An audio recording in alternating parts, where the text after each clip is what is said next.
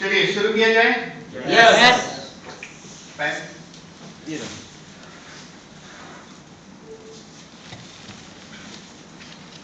चलिए देखिए, कल हम लोग रुके थे, कौन से सिस्टम पे रुके थे कल?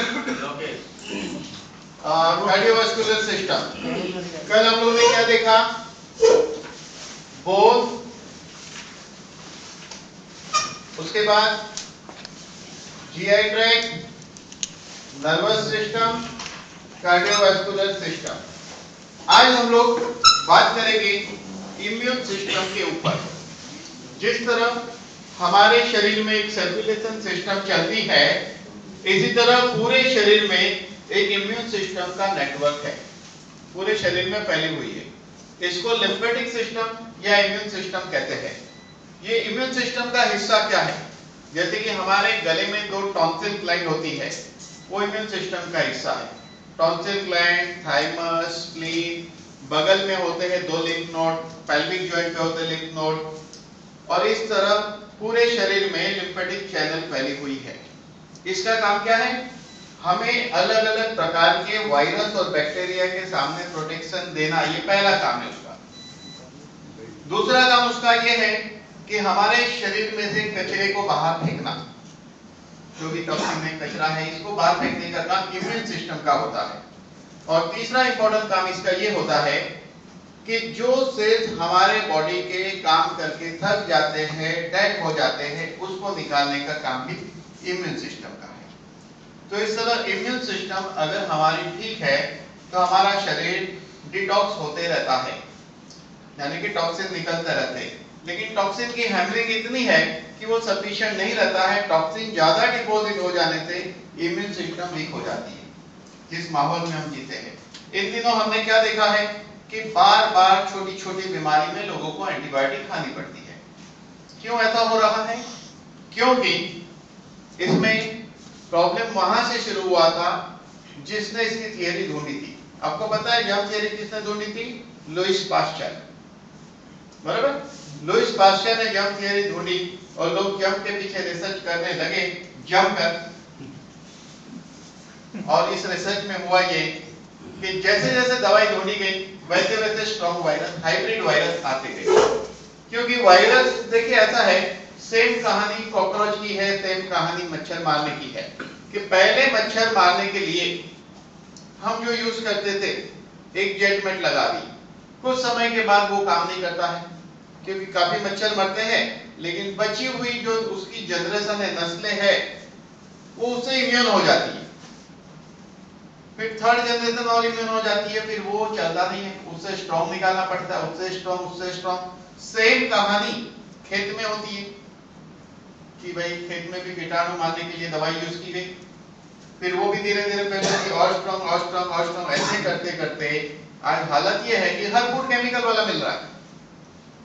तो इसी तरह एंटीबायोटिक की दुनिया में ये हुआ है। लेकिन जिस इंसान ने ये जर्म थ्योरी ढूंढी थी, आज अगर वो यहाँ जाए तो बोलेगा मैंने ऐसा नहीं कहा था। वो यहाँ आएगा तो ये कहेगा मैंने ये नहीं कहा था, मैंने ये नहीं कल्पना की थी कि मेरी इस खोज के ऊपर आप लोग ऐसा कर देंगे। उसने क्या कहा था कि virus and bacteria is not responsible for disease but environment is responsible. ये उसका स्टेटमेंट था, जिसको आज तक कोई समझ नहीं सके है। क्या मतलब होता है एनवायरनमेंट का? ये एनवायरनमेंट की बात नहीं है। हमारे शरीर में एसिडिक एनवायरनमेंट है, उसके बारे में उसने बात की थी। एसिडिक एनवायरनमेंट के बारे में बात की थी। हमारे शरीर का ब्लड का पीएच कितना है? 7.40। अगर ये 7.14 होता है तो उसको एसिडोसिस कहते हैं, पेशेंट कोमा में जाता है और 7 के ऊपर डेथ होती है। ये रिपोर्ट निकालने की एक मेथड है, उस रिपोर्ट का नाम है एबीजी एनालिसिस। एक रिपोर्ट होता है, ये रिपोर्ट आप खाना खाते खाते निकाल सकते हैं। एबीजी एनालिसिस को खाली पेट निकालो, खाना खाते खाते निकालो, खाना खाने के बाद निकालो, नो प्रॉब्लम। उस एबीजी एनालिसिस से ये पता चलता है कि हमारा ब्लड का पीएच कितना है। तो 7.4 का मतलब क्या है, चलिए समझते हैं।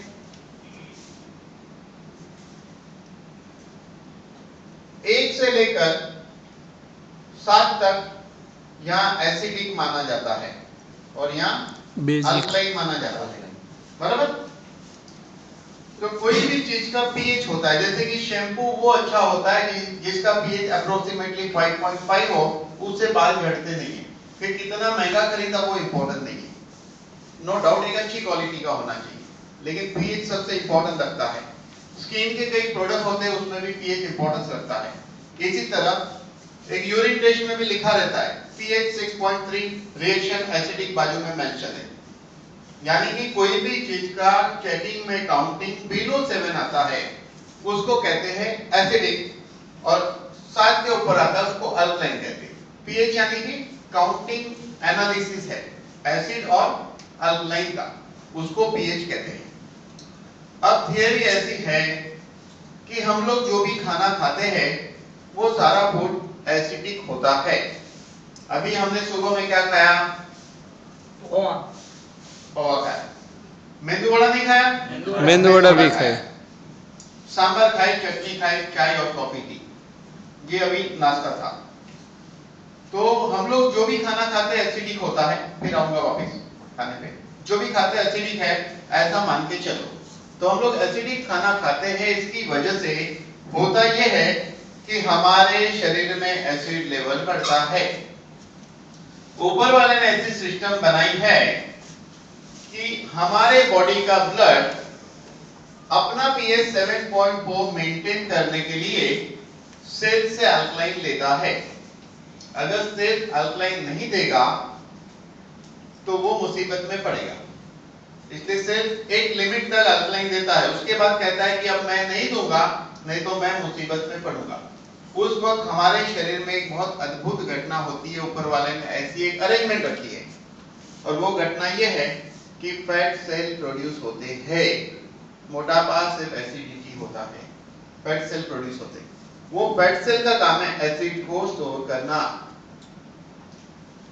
अगर उसका मैनिफेस्टेशन, जैसे कि वो एसिड फैट के रूप में प्रकट नहीं हुआ, तो उसका मैनिफेस्टेशन हाइपर एसिडिटी में होता है। अगर फैट सेल नहीं बना तो, अगर हाइपर एसिडिटी नहीं हुआ तो अल्सर होगा, या इंटेस्टाइनल अल्सर होगा, या ड्यूटेनल या स्टमक अल्सर होगा। वो नहीं हुआ तो कॉन्स्टिपेशन होता है।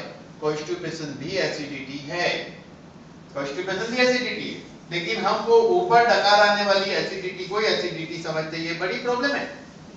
एसिड का अनेक स्वरूप है। अगर वो वेन के ऊपर अटैक करता है तो वेरिकोज वेन होती है, पैर में ग्रीन नसें हो जाती है, वेरिकोज वेन होती है। यही एसिड जॉइंट पे अटैक करता है तो जॉइंट को डैमेज करता है, स्किन पे अटैक करता है तो स्किन खराब होती है, और स्काल्प पे अटैक किया तो बाल जाते हैं। ये तो मैंने थोड़ी सी बात कही। ऐसा एसिड का अगर डिटेल में एक्शन देखें तो पूरे बॉडी पे अनेक जगह पर एक्शन, उसका एक्शन होता है, जिसको हमें रिएक्शन कहना चाहिए हमारे बॉडी का, जिससे हमें नुकसान होता है। तो एसिड ही सबसे बड़ा प्रॉब्लम हमारी लाइफ में है, वो एसिड है। अब हम जो भी खाना खाते हैं एसिडिक होता है, तो फिर अल्कलाइन खाना क्या है? जिस खाने पे इंसान अपनी प्रक्रिया नहीं करता, अपनी कसरत नहीं करता है जिस खाने पे, उसको अल्कलाइन कहते हैं। जैसे कि फ्रूट है या नेचुरल जो भी चीजें हैं जिसको हम कुक नहीं करते हैं, लेकिन हम लोग ऑलवेज कुक खाना खाते हैं। अभी सुबह हम लोगों ने 100% एसिडिक खाया, इसीलिए अल्कलाइन क्या होता है? हाईली अल्कलाइन होता है स्प्राउटेड मूंग चने। अगर रोज एक कटोरी खाया जाए, जिसको कच्चा नहीं पचता है तो थोड़ा सा उसको स्टीम देके खाओ, वो बहुत अच्छा होता है। कच्चा टमाटर काकड़ी बिट खाओ, ये इंपॉर्टेंट होता है। तो अब प्रॉब्लम क्या है कि जो चीज में टेस्ट है, जो चीज में मजा है, वो एसिडिक है। हाँ। और दुनिया में हर मजे वाली चीज डेंजर होती है, ऐसे कैसी तेजाब है। हर मजेदार चीज तेजाब है, पक्की बात है ना, एसिडिक है। और एसिडिक पूरा होता है, संत महात्मा ने भी कहा है। तो एसिडिक होता है। अब हमें खाना चाहिए अल्कलाइन। जिस चीज को हम कुक नहीं करते हैं वैसी चीजें खानी चाहिए। तो सलाद खाइए, स्प्राउटेड मूंग चने खाइए, ऐसा सब खाना चाहिए। लेकिन हम लोग क्या है, सब कुक फूड खाते हैं। लेकिन उसके बिना चलेगा भी नहीं, नहीं तो जिंदगी क्या जियोगे, है कि नहीं। जैसे रामदेव बाबा कहते हैं प्राणायाम करो हेल्थ अच्छा होता है, मैं कहता हूँ आपको जितना प्राणायाम करना है करो, मैं नहीं करता हूँ, मेरे साथ रहो 1 महीना, मैं जो खाता हूँ आप खाओ, फिर बचा के बताओ, जो प्राणायाम करना करके बताओ, नहीं रह सकते वो हेल्थी, चैलेंज है मेरी। क्योंकि सिर्फ योग सफिशिएंट नहीं है। जिस योग शास्त्र की आप बात कर रहे हो वो मैं 7 ईयर से करता हूं, मेरी किताब भी निकली है, सीडी रोम बनी है, बहुत कुछ बना हुआ है पहले, जो मैंने आज तक आप लोगों को बताया नहीं था। तो पतंजलि योग सूत्र में भी लिखा है योगियों को जड़ी बूटी का सेवन करना चाहिए। क्यों? ये सब करेक्शन के लिए। तो जड़ी बूटियों का सेवन में एक आता है शरीर को पोषण मिलना चाहिए, शरीर के टॉक्सिन निकलने चाहिए, शरीर को पोषण मिलना चाहिए, शरीर के टॉक्सिन निकलने चाहिए। इसके अलावा शरीर का एसिड, नहीं माइक चल रहा है उसको मत छेड़ो, माइक तो चल रहा है। इसके अलावा शरीर में जो एसिड है उसको न्यूट्रलाइज करना चाहिए। कितनी बातें? 3 है। शरीर को पोषण मिलना चाहिए, कुछ इंपॉर्टेंट विटामिन मिलना चाहिए और डिटॉक्सिफिकेशन होना चाहिए, तब जाकर परफेक्ट योग घटित होता है। इसीलिए कोई ये समझे कि वो बहुत योगा कर रहा है तो जिंदगी में बीमार नहीं गिरेगा, ऐसी कल्पना में मत जिए आप। मैं आपको ऐसे लोग बता सकता हूँ जो योग करते हैं लेकिन हेल्दी नहीं है, और मैं ऐसे लोग बता सकता हूँ जो योग नहीं करते हेल्दी। क्योंकि सबसे इंपॉर्टेंट होता है एक्सरसाइज, नो डाउट जरूरी है, ओनली योगा सफिशिएंट नहीं है। क्या खाते हो ये इंपॉर्टेंट है, क्या सोचते हो इंपॉर्टेंट है, कैसे सोते हो इंपॉर्टेंट है, कितना सोते हो इंपॉर्टेंट है, बहुत सारी बातें इंपॉर्टेंट है ना लाइफ में। एक चीज से सब कुछ नहीं होता। तो अब इंपॉर्टेंट बात यह है कि ये पीएच को मेंटेन करना है। अब ऐसा होता है कि acidic environment good for virus bacteria and alkaline environment bad for virus bacteria, यानी कि अल्कलाइन एनवायरनमेंट में वायरस बैक्टीरिया टिकता नहीं है। अगर आप अपने बॉडी के एनवायरनमेंट को मेंटेन करते हो आपको इन्फेक्शन नहीं होगा। जमाना हो गया मैंने कभी एंटीबायोटिक नहीं खाई, शायद आप लोग मुझे नहीं जानते, पहले थे भरत भाई तो मुझे बरसों से जानते हैं। और अगर एंटीबायोटिक आपने खाई थोड़ी सी प्रॉब्लम में तो प्रॉब्लम बढ़ेगा। बहुत लोग सर्दी होती है तो भी गोली खा लेते, कभी कभी एंटीबायोटिक भी खाते हैं सिंपल दवा की बदली में। और सर्दी के लिए आपको जानकारी होगी कि नहीं पता नहीं, सर्दी बहुत डेंजर बीमारी है, सर्दी बहुत डेंजर बीमारी है, उसका इलाज करना चाहिए। इलाज किया तो 1 हफ्ते में ठीक हो जाता है, नहीं इलाज किया तो 7 दिन तक तकलीफ होती है। बहुत डेंजर बीमारी। कोई तो हरज रहती सर। मतलब ये कि 7 दिन में अपने आप ठीक होती है, इलाज करो तो 1 हफ्ते में ठीक होता है। न कि हमें करना है कि 7 दिन में ठीक करना है या 1 हफ्ते में ठीक करना है।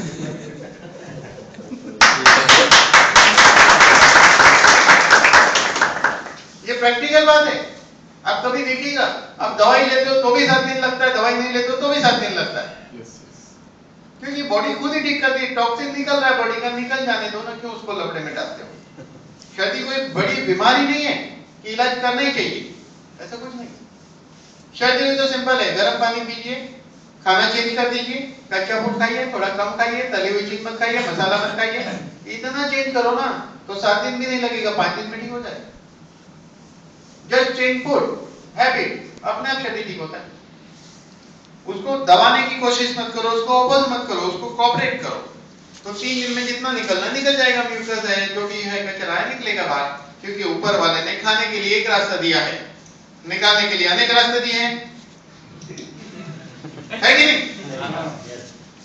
आंख में से आंसू के रूप में, नाक में से म्यूकस के रूप में, मुंह में से कफ के रूप में, कान में से मैल के रूप में, यूरिन, लेट्रिन, स्वेटिंग, कितना रास्ते बाहर फेंकने के हैं, है कि नहीं। लेकिन सबसे इंपॉर्टेंट होता है, ये सब के ऊपर एक चीज होती है, उसको कहते हैं माइंड। अगर कोई बहुत ज्यादा केयर करके भी अल्कलाइन खा ले, उसका माइंड इतना खतरनाक हो, माइंड अगर उसका एसिडिक है तो उसका अल्कलाइन छोड़ के एसिडिक हो जाएगा। इसीलिए कभी कभी ऐसा इंसान है जहरीले तत्व भी बचा लेता है माइंड। जैसे मीरा को जहर पिलाया गया, कुछ नहीं हुआ, माइंड ने उसको अमृत बना दिया। कल मैंने कहा था कि 4 समोसे खा लिए और आपने याद रखा कि नहीं पचेगा, नहीं पचेगा तो नहीं पचेगा, क्योंकि आपको पहले से कॉन्फिडेंस है कि मैं 4 समोसा पचा सकता हूं, आपको कॉन्फिडेंस है कि 2 समोसा मैं पचा सकता हूं, 2 खाइए तो 2 पच जाएगा, पक्की बात है। खाओ और भूल जाओ, या तो वही खाओ जो आपको पता है, सोच के खाओ, या तो खाओ मत। तो सबसे इंपॉर्टेंट इम्यून सिस्टम, इसमें हमारा माइंड भी रोल प्ले करता है। और सबसे इंपॉर्टेंट बात, इम्यून सिस्टम उस इंसान की वीक होती है जो खुश नहीं रहता, जो हंसता नहीं है, जो मजाक कर नहीं सकता, मजाक सह नहीं सकता है, जिसको बार बार बुरा लगता है। अरे जिंदगी में क्या बुरा लगा? अभी इन्होंने कुछ बोला, ठीक है बोलो भाई, हम भी कुछ बोलेंगे, आप भी सुनो भाई, क्या प्रॉब्लम है? बुरा लगाना ही सबसे बुरी बात है। बुरा लगाना ही सबसे बुरी बात है। जिंदगी में प्रॉब्लम वही है। ऊपर वाले ने जो जिंदगी हमें दी है उसको बेस्ट तरीके से जीना है, और जीना उसी के साथ है। कल इनको मुझे मिलना ही होगा, कल इनको भी मिलना ही होगा, ठीक है, मैंने कुछ इनको बोल दिया, इन्होंने कुछ बोल दिया, कहानी खत्म, कल फिर बात करनी है। तो ये सब चक्कर में नहीं पड़ने का। हो सके तो कोशिश ये रहे अपने मुंह से ऐसे वर्ड ना निकले कि सामने वाले को बुरा लगे, और खास करके उसके लिए जिसको बुरा लगता हो, ध्यान रखने का। बाकी जिससे आपको मालूम है कि इसको मैं इतना बोलूंगा तो चलेगा, तो आप बोलो, क्योंकि किसी की टांग खींच रहे हो आपको ऐसा लगता है, लेकिन आपकी 2 टांग खींची जा रही है आपको नहीं पता। गिरते तो आप ही हो ना बाद में, आप खुश होते हैं मैं उसकी टांग खींच रहा हूं, ऐसा नहीं है। लाइफ में टांग खींचने की थियरी मत रखो। लाइफ में बहुत इंपॉर्टेंट है। हम लोग क्या करते हैं, एक आदमी को मजाक का पॉइंट बना देते हैं कि ये पागल है, इसको अकल है, ऐसा मत सोचो। हर इंसान को बहुत अकल है, ये समझ के चलो। कभी कभी आपने देखा रिटायर्ड बच्चे होते हैं, इसे पढ़े हैं बस, सीबी चाइल्ड है, मेंटल ग्रोथ नहीं है, तो हम लोग क्या बच्चा है, कुछ समझ, इसको क्या मालूम। आप सोचते हो कि नहीं? यस, सोचते हैं, लेकिन सोच बदलो। आप ये सोचो कि ये आदमी कोई कर्म ही नहीं कर रहा है, न इसका कहने का बुरा लग रहा है, ये ना कुछ कर रहा है। ये महात्मा पैदा हुआ है, अपनी पिछले जन्म की साधना पूरी कर रहा है, वो साधना में मस्त है। एक महात्मा है वो, अलग ढंग से सोचो। और मैं आपको इतने एग्जाम्पल बता दूंगा, बताना तो छोड़ दीजिए, ऐसे बच्चे हर जगह है, आप खुद देख लीजिए जो मैं कहता हूं। ऐसे बच्चे जिनके यहाँ पैदा हुए और जिन्होंने उनकी सेवा की, वो बच्चा पैदा होने के पहले वो क्या थे और बाद में क्या है, आप जाके देखिए।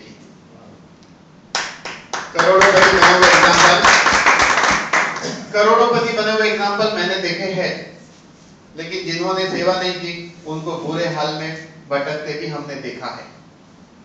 तो फिर वो महात्मा जिसकी सेवा करने से उसके पेरेंट्स को इतना होता है, तो आप भी उसको इज्जत से देखो और उसको जो भी हो सके करो। ये मत सोचो ये बेवकूफ है और मैं अकलमंद हूं, नहीं, ऐसी यही गलत फहमी है। मैं बहुत छोटा था तभी की बात बता रहा हूँ। मुंबई में एक जगह है माटुंगा, तो वहां से जब कई बार मुझे जाना होता था तो रास्ते में एक भिखारी जैसा आदमी बैठे रहता था, फिक्स प्लेस था, वो कभी भीख नहीं मांगता था। मैंने बहुत बरसों तक देखा, पता नहीं कितनी उम्र का रहेगा, लेकिन उसकी उम्र कभी बढ़ी नहीं, उसकी उम्र कभी बढ़ी नहीं। कभी कभी वो आधे घंटे तक भी सिर के बल होता था, शीर्षासन रहता था। वो बहुत बड़ा योगी था, उसको कोई पहचान नहीं पाया, लोग उसको भिखारी समझते थे, लेकिन मैं समझ गया ये कोई महात्मा है। अब वो कहां गायब हो गए पता नहीं, वो मरा तो नहीं होगा अभी तक, पक्की बात कहता हूं। जिस प्रकार उसकी हेल्थ थी, जो योगी की काया कहते हैं ना, वो मैंने देखा उसके अंदर। उनकी आंख की चमक, चेहरे की चमक, बॉडी देखो परफेक्ट, कभी कोई चेंजेस बरसों में हमने नहीं देखा उसके अंदर। तो लोग भिखारी समझते हो कि जरूर कोई खाना खिलाता होगा उसको, जो भी है, लेकिन आदमी जबरदस्त था। उस वक्त मैं बहुत छोटा था, उस वक्त मैं बहुत सालों तक देखता था। अब उस एरिया में जाना होता नहीं है, लेकिन वो शायद हो गए वहां पे। तो दुनिया में क्या क्या चलता है हम देखते भी हैं। लाइफ में बहुत कुछ बनने के लिए, सीखने के लिए 2 क्वालिटी चाहिए, अवेयरनेस एंड ऑब्जर्वेशन।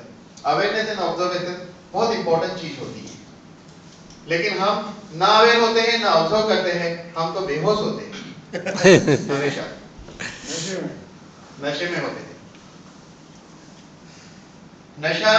नशे में होना यानी बेहोशी। कैसे कि शराब क्या है? नशा, लेकिन एक्चुअली बेहोशी की दवा है। जिंदगी अपने आप नशा है, तो फिर बेहोशी की दवा की जरूरत है क्या? ऐसा है। तो सिस्टम पे फिर से आते हैं। तो तरह तरह के वायरस जो अटैक करते हैं उससे बचना है। तो अपनी इम्यूनिटी दवा के अंदर 4 इंपॉर्टेंट मॉलिक्यूल हैं। 4 इंपॉर्टेंट मॉलिक्यूल है। एक मॉलिक्यूल है प्रोलाइन रिच पॉलीपेप्टाइड, पीआरपी। ये बहुत इंपॉर्टेंट मॉलिक्यूल है। इसका काम क्या है? वायरस को पहचानना, स्टॉक में से हथियार निकालना, उसको किल करना, याददाश्त में रखना, दोबारा आया तो फिर से मार देना। हथियार कौन से हैं? Lymphokine, T cells, antibodies, B cells और किलर सेल्स। ये हथियार है हमारे बॉडी के जो वायरस के सामने लड़ते हैं। बुक में लिखा है ये हथियार है। लेकिन ये हथियार कब काम करेगा? प्रोलाइन रिच पॉलीपेप्टाइड अगर ठीक से काम करेगा तो। दूसरा मॉलिक्यूल इसके अंदर होता है इंटरफेरोन। ये एंटीवायरल होता है। इम्यूनोग्लोबिन इम्यूनिटी बढ़ाता है। लैक्टोफेरिन हमें तरह तरह की बड़ी वायरल डिसीज में हेल्प करता है। ये 4 मॉलिक्यूल सिर्फ इम्यूरिज में है पूरे एशिया में। मार्केट में डुप्लीकेट प्रोडक्ट बहुत मिलते हैं। डुप्लीकेट किस चीज की जाती है? जो चीज बहुत चलती हो, जो चीज बहुत चलती हो, जो चीज बहुत इफेक्टिव हो, जो चीज पब्लिक में प्रूव हो गई कि ये परफेक्ट है, उसकी डुप्लीकेट होती है। नोकिया के फोन की डुप्लीकेट देखी, N8 का डुप्लीकेट मार्केट में मिलता है, E7 का डुप्लीकेट मार्केट में मिलता है। E7 कितने का है? 27,000 का। डुप्लीकेट कितने का है? 3,900 का। नेट पे देखिए कौन मिल रहा है। तो आप वो डुप्लीकेट के लिए पूरा पैसा क्यों नहीं पे करते? क्यों? डुप्लीकेट डुप्लीकेट है, वैसे फंक्शन नहीं होते, दिखता वैसा लेकिन है नहीं, दिखता वैसा है नहीं। तो मार्केट में इन दिनों ऐसी कई कंपनियां आई है जो कहे हमारा अच्छा है। तुम्हारा अच्छा है तो तुमको क्यों बोलना पड़ता है? दूसरे का बुरा करके क्यों बोलना पड़ता है? क्योंकि अच्छा नहीं है। अच्छा तो देखिए प्रूव होता है, मॉलिक्यूल के लिए सर्टिफिकेट चाहिए। सर्टिफिकेट न होने के कारण उन लोग एज अ फूड सप्लीमेंट बेचते हैं, जबकि हमारी दवा एफडीए अप्रूव है, मेडिसिन है। Not only FDA approve Indian, US FDA approve भी है ये।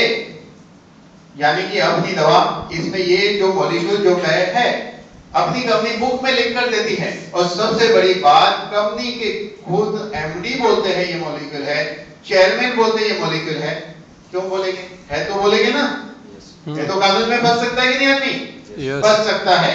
लेकिन यहाँ है इसलिए बोलते हैं, कानून में फंसने का सवाल ही नहीं है। जो है वो है।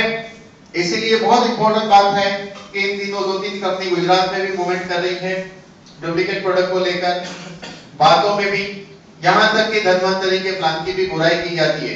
ये बात रिकॉर्ड हो रही है। मैं भी चाहता हूं ये रिकॉर्ड पहुंचे हर जगह उन लोगों के लिए जो ये मेरे रिकॉर्ड देखेंगे, क्योंकि कहीं ना कहीं रिकॉर्ड पहुंचेगी लोगों तक और पहुंचनी चाहिए। और ऐसी कंपनी ज्यादा टिकने वाली नहीं है। दूध दूध होता है, दही दही होता है, दोनों का टेस्ट अलग है। तो दूध दही का डिफरेंस,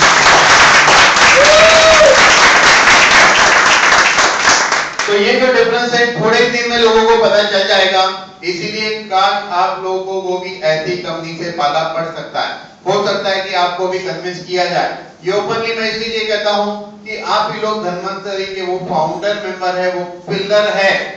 इसीलिए पिलर यहां से हटा के दूसरी बिल्डिंग में लगाने की कोशिश की जा सकती है, लेकिन उनको मालूम होना चाहिए कि जो पिलर जिस बिल्डिंग के लिए बना है उसी बिल्डिंग के लिए सूटेबल है।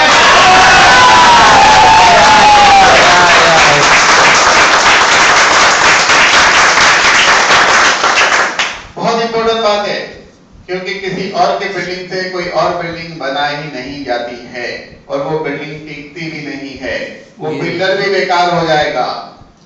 इसलिए इस बात को ध्यान में रखिए, क्योंकि इसमें जो जो मॉलिक्यूल जैसे पता अनबिलीवेबल है, इसका कोई मुकाबला नहीं है। और हम चाहते हैं कि ये सीढ़ी हर जगह पहुंचे। इसीलिए रिकॉर्डिंग यहाँ भी हो रहा है, यहाँ भी हो रहा है, वहां भी हो रहा है। इसीलिए जरूरी है।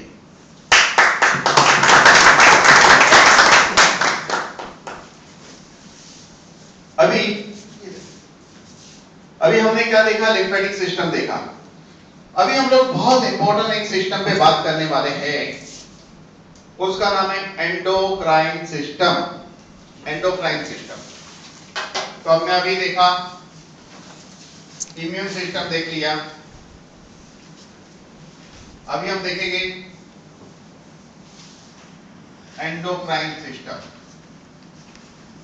हमारे शरीर में 2 किस्म की ग्लैंड होती है। एक ग्लैंड को कहते हैं एंडोक्राइन,